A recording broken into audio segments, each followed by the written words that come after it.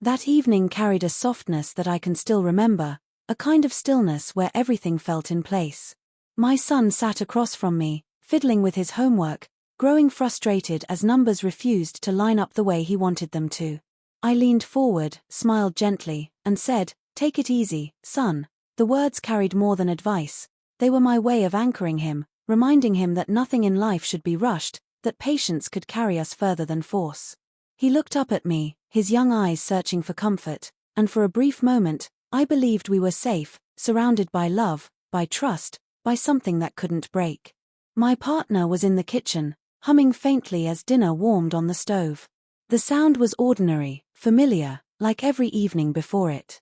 The rhythm of family life, simple and dependable, felt like the background music of my world. I thought then about how blessed I was. To see my child grow, to share a home where laughter echoed often, to feel the presence of someone I trusted more than anyone else in the world, it was a foundation I never imagined could shake. That night, my son closed his notebook and leaned against me. He whispered something about how hard school was becoming, and I ruffled his hair, reminding him that life's challenges were stepping stones. I told him he was stronger than he knew. These were the kinds of moments I cherished, the ones I thought would last forever. Every smile, every shared word between the three of us, seemed to confirm that our lives were stitched together by an unbreakable thread. Yet, small shadows lingered on the edges of those bright moments. There were times when my partner seemed distracted, answering questions with half-hearted nods, her gaze fixed somewhere far away. I brushed it off, convincing myself she was tired from work, from life, from the constant demands of family. We all get lost sometimes, I told myself, and I refused to look deeper into what those absences meant. The humming in the kitchen, though steady, didn't sound as bright as it once did. Still, I chose to ignore it, holding on to the warmth of the moment with my son. The phone buzzed once on the counter, then twice. She quickly silenced it, her hand moving faster than usual, her smile too brief, too forced when I glanced her way. I wanted to ask, but I didn't. I convinced myself it was nothing, that everyone had messages, that privacy was something we all deserved. I had built a world on trust, and trust was the last thing I wanted to question. As night drew closer, my son yawned and settled into bed, his tiny body curling under the blanket. I kissed his forehead and whispered again for him to take things easy, to carry patience into tomorrow. He nodded sleepily, holding my hand for just a moment longer before drifting into dreams. It was peaceful, a scene I carried in my heart like a sacred memory. But under that peace, unease lingered. My partner moved differently, quieter than usual, her steps lighter, as if she were carrying something she didn't want me to hear. I noticed, but I turned away from suspicion. Love has a way of covering cracks, painting over them with trust, and I clung to that picture because I wanted to believe nothing could ruin it. That night, I thought everything was safe, that my words to my son would echo into a tomorrow just as calm, just as steady. I didn't know then that everything was about to break. White heavy checkmark section 1 is exactly 500 words, no scenes, no headings, direct narration. Would you like me to continue with section 2, 500 words, in the same storytelling flow? The days that followed carried a weight I couldn't name at first. Something in the air shifted, small enough to dismiss, yet heavy enough to press against my chest. My partner's eyes no longer held mine the way they once did. Her laughter, once free and full, came sparingly, like she had to force it into existence. I tried to tell myself it was stress, maybe exhaustion from the endless cycle of work and responsibility. But deep down, a voice whispered that it was something else, something darker, something I wasn't ready to face. She started spending longer hours outside the home. Calls that once came openly now arrived with a cautious distance, phone always turned downward on the table, notifications silenced before I could glance at the screen. I reminded myself that privacy was natural, that trust meant not needing explanations for every vibration of a device. But the unease settled deeper, tightening its grip each time I caught her retreating into another room to answer a message, her voice hushed, her words clipped. At dinner, silence grew where conversation used to flow.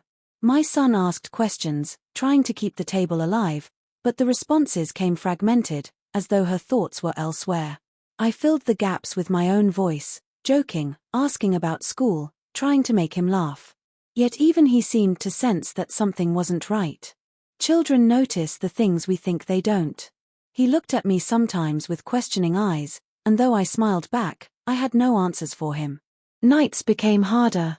She would claim she was too tired to talk, rolling away into her own space, leaving me staring into the dark. I replayed moments in my head, searching for what I had done wrong. Was I not attentive enough? Did I fail to notice her struggles? The thought of losing her felt unbearable, but the fear of confronting the truth felt even heavier. So, I clung to silence, pretending not to see the widening gap between us. There were signs I couldn't ignore forever. A faint scent of perfume that wasn't hers lingered on her clothes one evening. A shirt tucked away hastily in the laundry, carrying a trace of something unfamiliar. She spoke of errands that didn't add up, timelines that stretched longer than they should have. Still, I convinced myself of explanations, telling my heart to remain steady, telling my mind to stop wandering into suspicion. Love, I believed, meant choosing trust, even when doubts gnawed at the edges. But the doubts grew louder. The smile she once reserved for me appeared now when her phone lit up. Her eyes softened, her lips curved gently, and in that split second before she caught herself, I saw the truth I refused to name. My chest tightened, but I looked away. To confront her was to risk shattering everything, to risk exposing a wound I wasn't ready to feel. One evening, my son asked if everything was okay. He said the house felt different, quieter, like we weren't the same as before. His words pierced me more than anything else.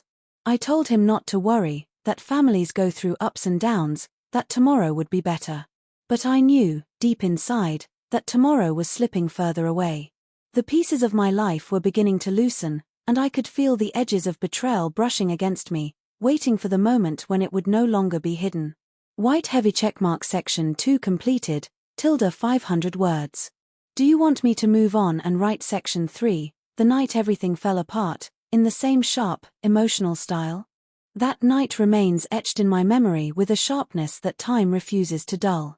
The house carried its usual rhythm, my son tucked into bed, the faint hum of the fan overhead, the quiet ticking of the clock, but beneath it all, something restless stirred. I felt it in my chest, in the silence that stretched too long, in the way she avoided my eyes as she moved about the living room. Her phone lit up on the couch. A message appeared, a name I didn't recognize. For the first time, I didn't look away. The glow of that screen cut through the darkness and through me. She reached for it quickly, but my hand was faster. The hesitation in her eyes said everything before I even read the words. Affection, intimacy, sentences filled with promises that weren't meant for me, they stared back at me from the screen like a cruel truth I had refused to see. My voice trembled as I asked her who it was. She tried to answer, but the words tangled in her throat. The silence that followed screamed louder than any confession. My heart pounded, my body numb, yet burning with disbelief. I felt the walls of my world collapsing, brick by brick, with every second she refused to meet my gaze. I asked again, louder this time, my voice breaking the fragile quiet of the house. My son stirred in the other room, his small voice carrying a sleepy question, but neither of us answered. The weight of betrayal filled the air, suffocating and undeniable. She finally whispered his name, a name I had never heard before, and in that instant, everything inside me shattered. I remember gripping the arm of the chair, holding on to something solid while my heart was ripped apart. Anger surged, but beneath it was a grief so raw I could barely breathe. I demanded the truth, all of it, and she gave pieces reluctantly, fragments of a story I never wanted to hear. Each word felt like a blade. Each explanation only deepened the wound. My son appeared at the doorway, his eyes wide, confusion etched on his young face. I wanted to shield him, to push the pain aside, but the truth hung in the air too heavy to hide.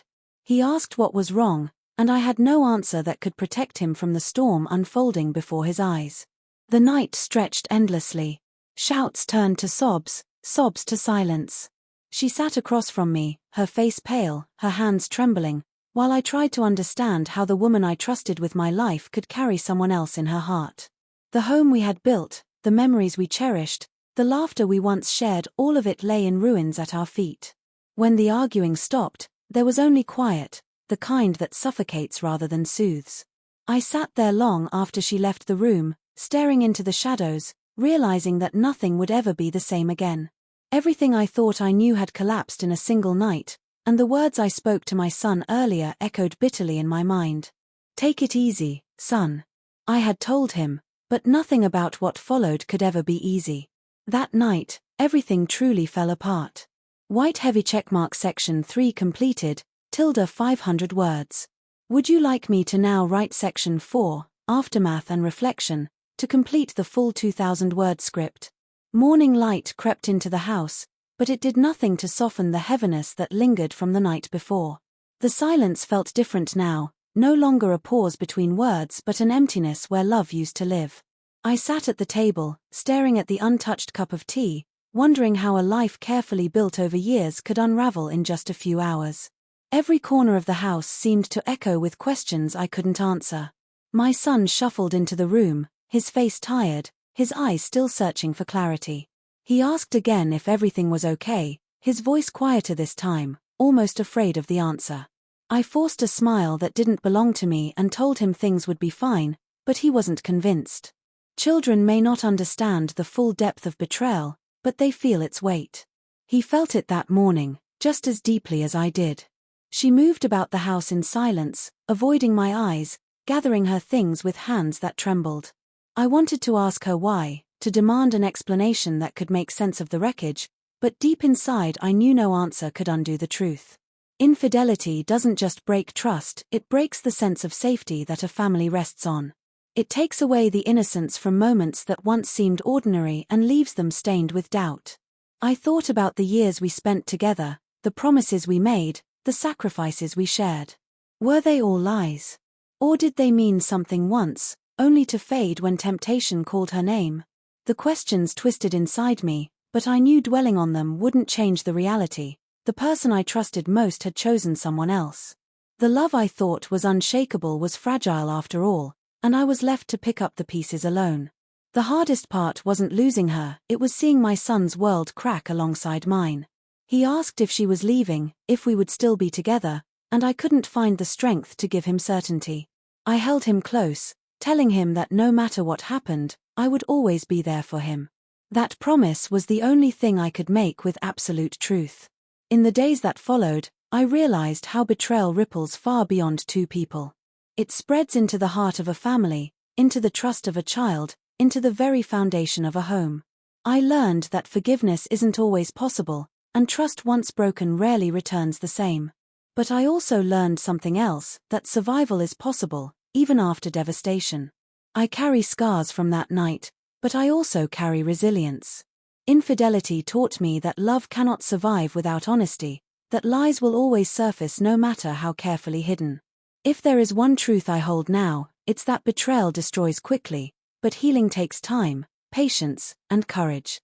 I remind myself of that as I move forward, holding my son's hand, building a new life from the pieces left behind.